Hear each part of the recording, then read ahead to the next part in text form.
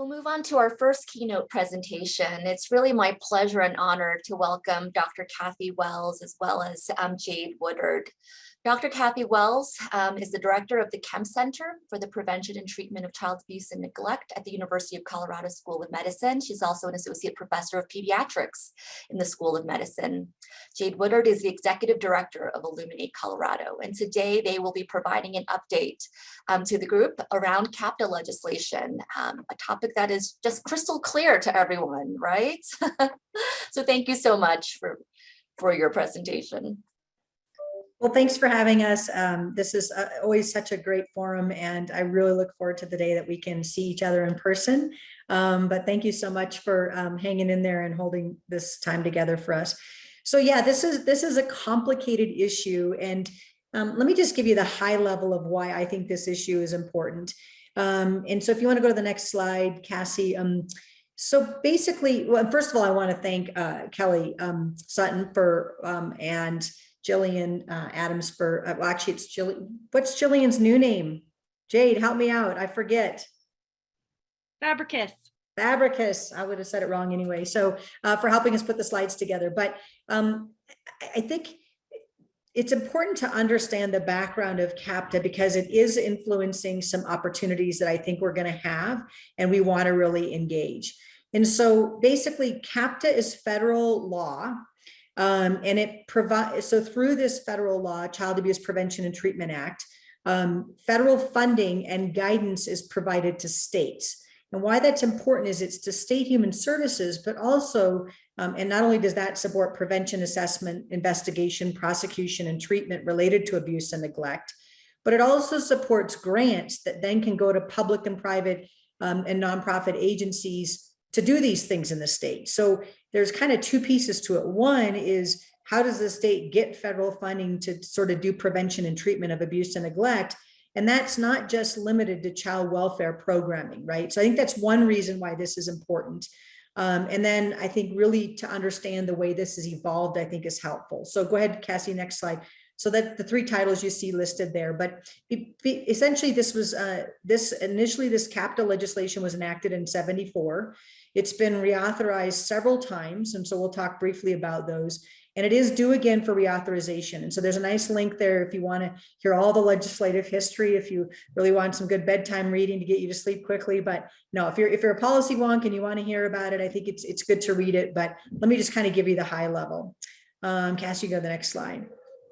So what happened was in 2003, when there continued to be concerns about the impact of substance use disorder on pregnancy and parenting, federal legislation, wanted to put into place some grants and some opportunities for states for prevention and treatment around this specific issue, okay? And so the original language you can see written here, and I won't read through it all, but basically what it says is states need to have some sort of policies and procedures that can include referring to child protection systems. And by the way, the referrals is important because it doesn't necessarily say reports. So there's some nuanced language here to really address infants that are born and identified as being affected by illegal substance use, or infants that had withdrawal symptoms. Now, the original language in 2003 did not include alcohol. It was just illicit substances. And there was a couple things they wanted to do. They wanted to make sure that this was not construed as to sort of suggest that it was illegal or result in prosecution. They really wanted states to have a plan of safe care. So the goal here was really to have a plan to best care for mom, baby, dyad in these circumstances where mom has or baby has a history of being affected by illicit substances or illegal substances or withdrawal symptoms, right? And so there was also some language in there about when it was redesignated around inserting risk before safety. So there was some languages that child welfare uses just around risk and safety. But really the goal here was to get the child and the family referred to services to keep them from being at risk, right? And that included community organizations, voluntary prevention services. And then also there was a provision here that was to be kept confidential. Okay, so you can go to the next slide. So this is a really original attempts at trying to address this complex issue and not really have it just land within child welfare. But frankly, because this is federal legislation impacting federal or child welfare dollars, it kind of did come right through child welfare. So then in 2016, there was some language that was changed. And so this was really about adding in fetal alcohol spectrum disorder. And then there was also some language that was added here around data reporting. So trying to hold states accountable to how are you keeping track of the number of infants identified, how many infants actually have a plan of safe care that was developed, and then who they were referred to, who were the baby and the family, the mom baby dyad referred to in terms of community-based resources. Again, plan of safe care not further defined, and referrals not further defined, right? So states could interpret that their own ways. Okay, next slide. Sorry if you hear pounding, I'm working remotely and they're working on my house today, I apologize. So this just really is a kind of a nice summary, okay? So the initial reauthorization that added this language in about infants that were exposed prenatally, then the CARA, which is called the CARA Act or Comprehensive Addiction and Recovery Act, that's another modification of CAPTA, and that's where it added in alcohol and some data collection. And then in 2018, there was some additional legislation. You can see the long title listed here. And this allowed states to get grants to assist child welfare, social services, substance use treatment facilities or agencies, hospitals, medical staff, public health. So really broadened, right? So maternal and child health agencies to really start facilitating collaboration and working together, because it was really realized that asking all of this of child welfare when all these other entities are part of this puzzle was really important. So trying to get some funding to help support that. Okay, next slide. So right now, and I'm not going to read this all to you, this is the current statute. So you've got it in your slides.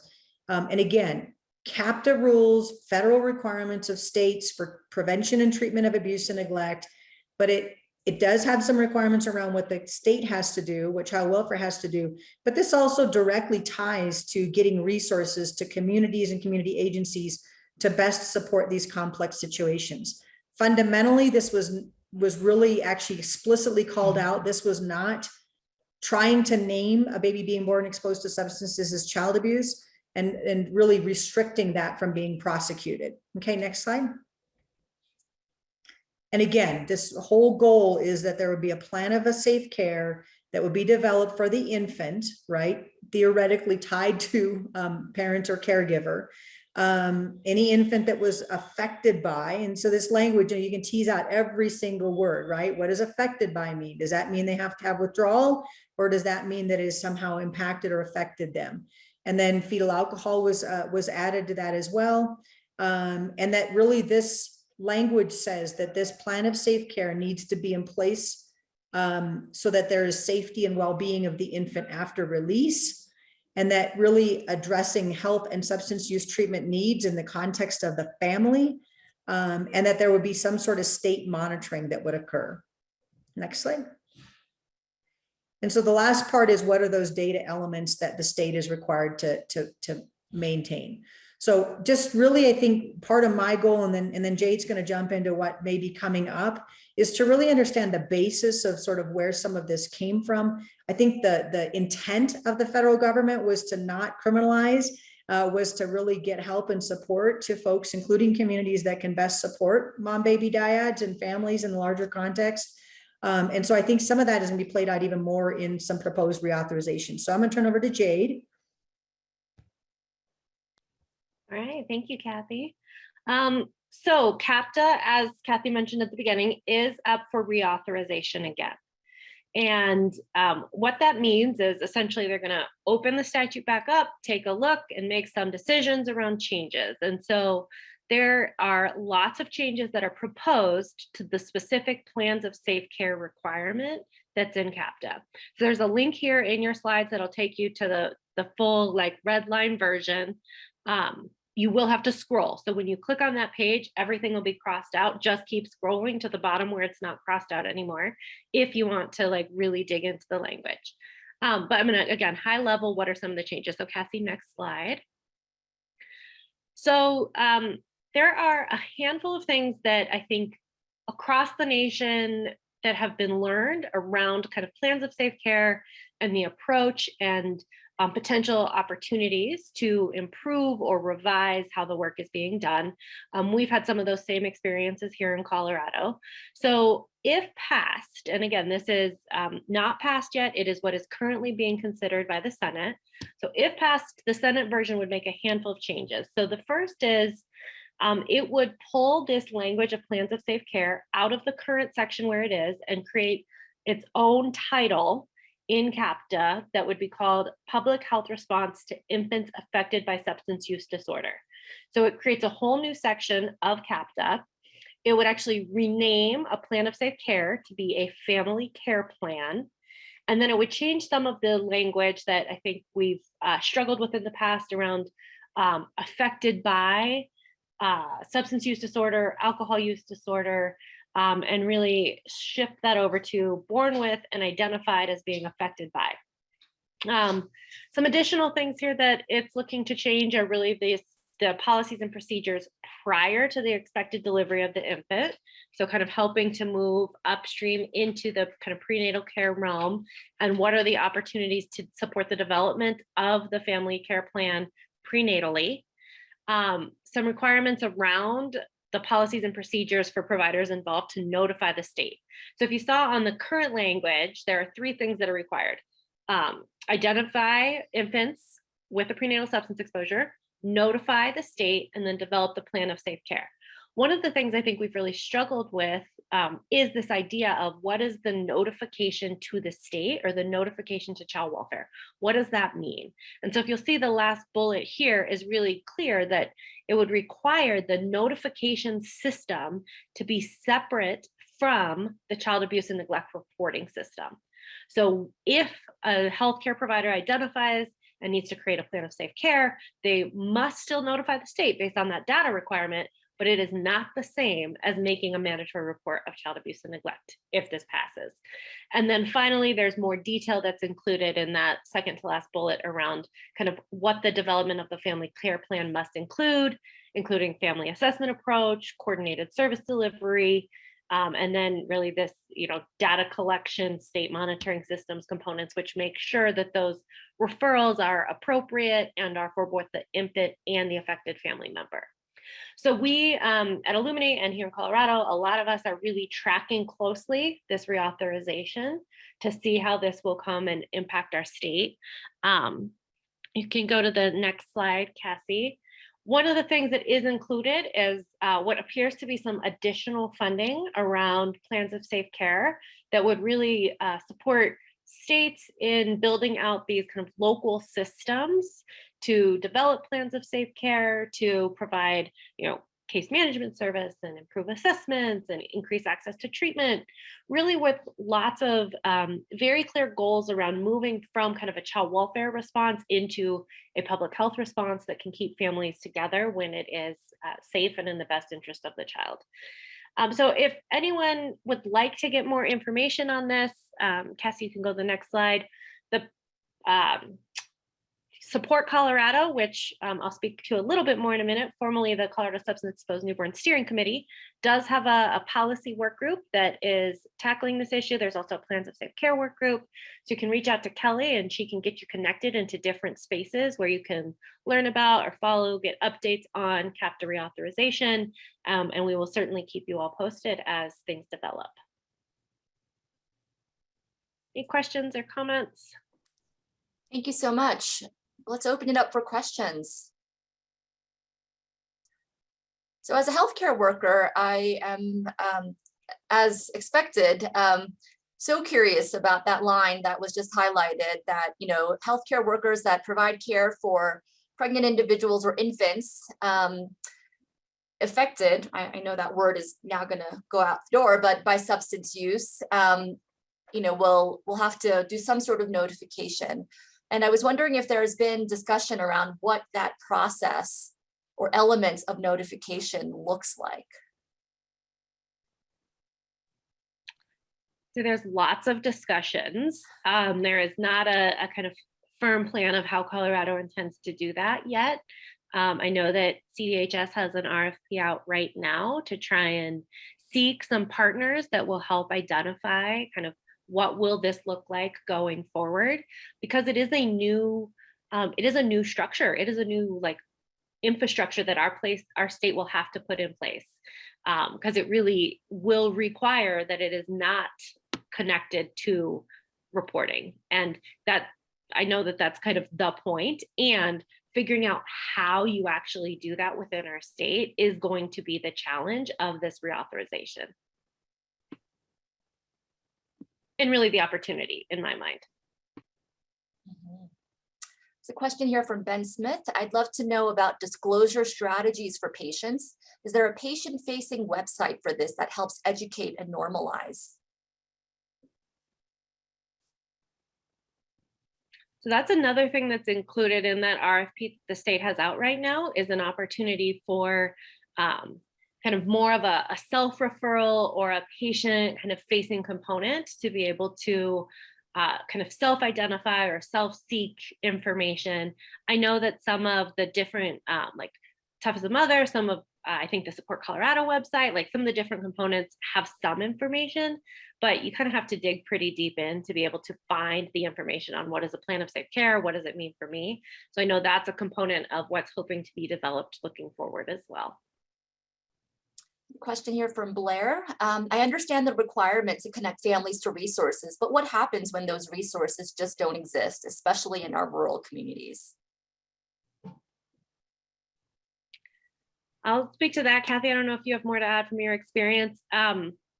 Ultimately, what I think is happening is families are getting connected to whatever does exist in their community. And if there's not much, then they're getting connected to the resources within kind of whatever is closest to them. And I think that is one of the big challenges of our kind of substance use disorder and other systems in general, is the idea of kind of, if the closest treatment center is an hour and a half away, and we're talking about, you know, a pregnant person or a person with a brand new baby, those are some pretty big barriers to accessing services. And so, you know, I know our state Department of Human Services, thank you, Jillian, for helping me with my acronyms, has definitely been working through the Office of Behavioral Health to make sure that we're expanding treatment accessibility and availability. I know that our state has put a lot of effort in expanding things like different home visitation programs or other kind of models that might be able to support families as they are kind of addressing their substance use disorders across the state, when, especially in rural communities, when they can't necessarily get to some of the things that are available in urban communities. Kathy, anything you'd add? Yeah, I think the only thing that I would add is it becomes a little bit of a chicken or the egg, right? In order to understand where there is a need for expansion of services, we kind of need to understand what the need is and where the need is. And so I think part of this is a movement away from not just criminalizing, but stigmatizing this public health issue. And I love the movement towards public health. I mean, there are other things that we have as healthcare folks live with in public health that have been destigmatized over time, and really moving towards that approach that says this is a health issue, and how do we make sure that the needs are available, partly means that we need to destigmatize and not have someone be fearful of losing their children if they get the help that they need. And so I think it's a great point that we need more services, we need things more widely available, and I think a movement towards really making this more visible and will allow us to sort of identify where those needs are, much like that map at the beginning, which I thought was a great way of really showing, you know, where we are and where we, you know, really would like to expand. So I don't know if that answers the question fully, but I think this is definitely moving in the right direction in how we look at this issue. Let's take a few more questions. Could you also comment on the spectrum of psychiatric medication in pregnancy that have accompanying withdrawal syndromes and cannabis? So I'll make a couple comments, and Jade, if you want to jump in. I think, you know, we've all tried to move from whether it's an illicit substance versus the impact of the substance in the context of the use, right? So if someone is using a medication that is prescribed that may have some implications health effect on the baby, health effect on the mom, that we understand. So it's part of, I think, again, a movement away from just a report to child welfare if the child's positive, removes our ability to really sort of look deeper into, is this being, used? Is it the best medication to use? Is it being used appropriately? Does it have symptoms or side effects, right? Someone who's well managed on medication assisted treatment may have a child that's going to have withdrawal, right? But that's, and we all need to be communicating as systems to understand whether that patient is actually well managed on our MAT, right, or not. And then when you look at things like cannabis, that's a great question, right? Because it is federally still not legal, but is legal in our state. And so I think diving deeper, and things like alcohol that we know is fully legal, is the most damaging to the fetus. So how do we really sort of layer out things that are less about the legality and more about the impact? Yeah, I would just add to that, the reauthorization language is really around substance use disorder or alcohol use disorder. So it kind of creates an interesting gray area that I think our state is going to have to continue to address, define, figure out how to approach. Our state's language is about, affected by substance use at birth. So really it's about, to your point, Kathy, not legality, but the impact on both the infant, but also on the parent's ability to caretake while they're, impacted by that substance use or that substance use disorder. So I think there's a lot that we're going to have to continue to just look at and refine and revise as a state as we go. And last question here from Dr. Erica Wymore. Can you comment on public education plans to mitigate the harmful and inaccurate perception that substance use should be criminalized? The example that she provides is recent political ad campaigns aimed toward rural communities, which reinforce this notion that people with substance use should be incarcerated. Yeah, I would just have a quick comment about, Erica, great question. I think this is unfortunately going to be an issue that is probably going to continue to have backlash when something happens, when we talk about this with methamphetamine, now it's fentanyl. And I think that we just have to continue to work in this space that says this is a medical disease, and this medical disease can have some impact on others around. So when we talk about a family structure, how do we as systems come together to manage this complex intersection of chronic disease and potential risk for a child in a family environment? And I don't know if you have additional comments about that, Jade, or did Jade fall off? I lost her. Have. Oh, there she internet just dropped. All right, that's okay. Okay, well, thank you so much. This was, oh, Jade's back. All right, Jade. No. Sorry, technology is the thing. I don't know what Kathy shared, but I will just say, I think Tough as a Mother is a really good example of some of the work that our state is doing. I would add that the Office of Behavioral Health also has some other campaigns related to fentanyl, related to other opioids, that are really attempting to, from an evidence-based lens, reach across our state, provide access to crisis support services, and really kind of, to your point, normalize substance use disorder as a health concern that is needing treatment, not as a criminal issue. And so I really think that the Colorado Consortium for Prescription Drug Abuse and all of the work that they're doing with Lift the Label and Tough as a Mother really are going to be the pathways to that public education. And I think it's important that as experts in really this time period of perinatal substance use, that we all are present in those conversations to really talk about how kind of pregnant persons and new families are particularly impacted by the stigma and the shame that some of those campaigns are pushing forward, and really advocate for inclusion of messaging kind of specialized to this population of needing additional support in such a critical and fragile time period.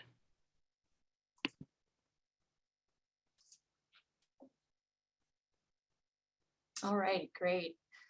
Thank you. I think that was a really rich discussion that we could probably spend the next 4 hours continuing on.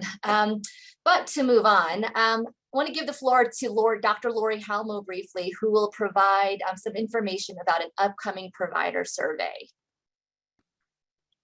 Awesome. Thanks, everybody. So my name is Laurie Halmo. It's nice to meet everybody. I'm one of the chosen steering committee members. I also am a pediatric hospitalist and a medical toxicologist at Children's Colorado. I wanted to just very briefly give you guys a heads up for any providers that are out there, or any of your friends who are providers, friends, neighbors, anyone you know. We at the Provider Education Work Group are really trying to understand what types of education providers are looking for as it relates to the child welfare system. And so I think as was just evidenced by this robust discussion that we just had about the legislation surrounding CAPTA and CARA, for example, we know a lot of providers, particularly providers who are not involved in Support Colorado and other chosen related efforts, may not have ever heard of this before, don't really have any idea what we're talking about. And even those who are somewhat more familiar may still have a lot of questions about, everything from what happens when a call is made to the child welfare system, what are the nuances of what should or shouldn't be reported, what types of services are out there that exist outside of child welfare that we could potentially tap, what does a court-involved case mean? Are there cases that aren't court-involved, and how are those different? All types of questions that we get. And so we realize that this is a big area that I think a lot of people have a lot of questions about, but it's a massive topic. And obviously we can't provide, like a webinar in an hour that's going to cover everything you need to know about child welfare. So given that we, would like to provide education that is targeted to what people really want to know, we would love to hear from you all as far as what you feel is the most important topic or topics that we can cover for folks. And so there will be a survey coming to you soon that will ask you your opinions on what you think are the most important topics for us to cover in terms of providing this education. So stay tuned. If you have any particular ideas or specific kind of thoughts about, either really specific examples or kind of broader topic matter that you think would be important for us to be aware of, feel free to email me. My email is on the slide. I'm always happy to chat about this. Thanks, everybody. Thanks so much, Lori.